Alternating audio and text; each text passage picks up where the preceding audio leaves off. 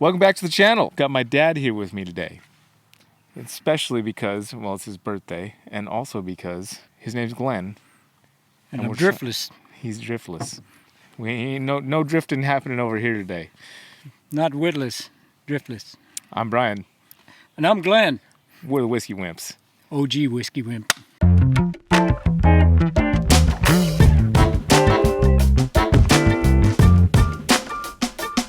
Ladies and gentlemen, welcome back to the channel. We're excited to have my dad on today, of course, and we're excited to try Driftless Glen for the first time. I've never actually had anything from Driftless Glen.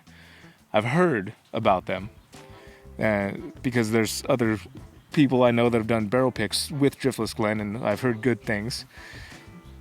There's a thumbprint on there. 2. So you're supposed to pick it up? So it's a 5-year wheated mash bill, and this is a store pick by Bevmo. None of those are as exciting as the fact that it's not sourced. A lot of the barrel picks that I get to have from these different companies that I've not heard of before are usually sourced from somewhere in Kentucky or off in Indiana or Tennessee, but this is actually distilled right there in Wisconsin. I'm excited to give it a try. And we've got the Weller sitting here because I kind of wanted to see how it would stack up against another pretty decent mash bill, even though the Weller's got this beat by about 14 proof points. There we go. There we go. You tell me something named Glenn has no pop. There we go. And the Glen's on this side, and that side. There we go. Should we switch? Keep Glenn on the right? Oh man, no, I always have this side. Here, you know, There we go. There we Just swap the glasses. Okay. Perfect. Now we have no idea where they're at. Glen's on this side. Glenn to the left. Non-Glen's on this side. The sinister side. You going with the Weller Ooh, first? no, I totally nosed it on accident. It's soft. It's got a soft nose. It's got that wheat berry nose. Definitely the fruit. bourbon-y smell. Yeah, little fruit, little vanilla. Not a ton of caramel. Nope, just the basic bourbon smell. I've got kind of a stone fruit. Seems to be a bit like a nectarine or something peach almost. It's definitely got a sweet smell to it. Yeah, and I say soft, but it's a bit. There's a little bit of a spike in there. It's not like super round on the nose. It's got a bit of a knifey in the nose, a little peach. You know, take a peach slice and like stick it in your nose. Yeah.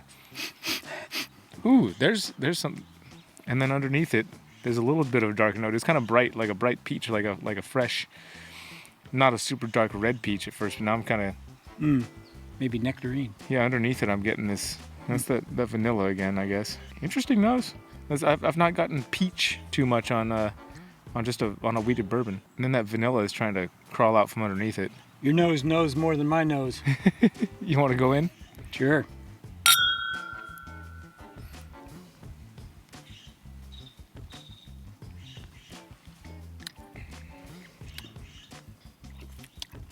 Okay. Light. It is. Yeah, it is light. What's the dosage here? It's 92 90, proof. Yeah. Or just 90 straight. Yeah, straight 90 proof. Yeah, it's got not as much flavor as the smell. Oh, you gotta get closer. Not as much flavor as the smell would indicate. Yeah, I didn't get all the notes on the palate as I did on the nose. At least not on the first sip. I was just talking to somebody last night. We were having some beers, and they were recommending that the first sip of the beer just kind of cleanses your palate, and then the second sip is when you're actually getting to taste it. I was wondering if I could apply that to whiskey. You know, I picked up more flavor profile on the second sip for sure. Yeah, the first one tasted pretty flat, but this one I'm picking up. Ooh, it does taste kind of peachy. I don't know if I'd have come up with that if you hadn't been talking about peaches, but I'm getting kind of a slight peach taste, especially towards the back of my tongue. Yeah, because it's a subtle peach. It's not like a real juicy, sweet peach. It's just got kind of the essence. Right, it was like a light peach. I was saying fresh peach, but I meant like one that wasn't completely ripe yet. Yeah. My ideal peach is one that's just like loaded with juice and just like dark and like red. This one was more of an orange peach. Yeah. Yellow and orange peach. And it is still a bit crafty, and by crafty I mean I'm getting a bit of the grain on there. which is kind of expected, I guess, from a newer distillery. Although it's 5.5 years, so it's interesting. There's another craft distillery we had, Oregon Spirit Distillers, and I mean it was a bottle and bond, so it was 100 proof, and it was at least 4 years old because of that. But it was just so grainy. So I just wonder what that is, and why these craft distilleries tend to be more grainy, even if they got the right age on there, even if they have enough age to where they shouldn't be grainy. 5+ years. But I'm still getting a little bit of that grain. I don't know. Different kind of wheat. Different kind of yeast, maybe different kind of techniques. They don't have some of that hard winter wheat. It's okay. It is okay. It's not my favorite. Yeah, no, it's not bad either. It's not. No. It's not like I'm not gonna chuck the bottle. A, because it's yours, and B, because it's good enough to keep trying. I would think. I'm gonna check out the Weller and see. This is almost kind of an unfair comparison, I think, because the Weller Antique is arguably the best of the Weller releases. Full proof could be up there too, but I mean, I wish I had some special reserve left. I say that kind of. Like I'm glad that not enough that you wouldn't drink it. God. Well, no, I actually took it to a cigar event and had other people drink it for me because it just wasn't my favorite. I don't know. But I kind of wish I had that to compare to this and see how the Weller, because this was what, $78, $79 at Bevmo? Yeah. This has more subtle, maybe because it's been open. Smell, it's not as intense as this was, although we just opened it. I'm not getting as heavy a sweet smell on the Weller. Yeah, you're right. I'm not either. I'm picking up an antique smell. I'm smelling. It smells old. Which it is older. Old Weller. But I mean, I'm getting like... that's a movie. Old Weller? Close. I'm getting some peach. No, not peach, sorry. No. My mind's still on the Glen. I'm getting some... It's like leather. Like old library, like old leather-bound books. Okay, not the cattle, not the saddle leather. If you've been riding on it all day. No, like library leather. Yeah, okay. Not as sweaty as the... yeah, no, which is odd. I don't know if I've ever gotten that. It's always interesting, too, to like pair up two different whiskeys you've never paired before and how one affects the other.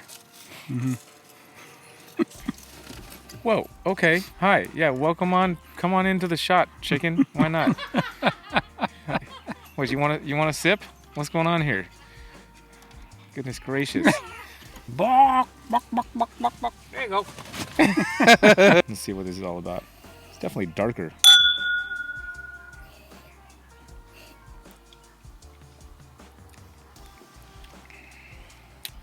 Right before I smelled it, or right before I drank it, I got the smell.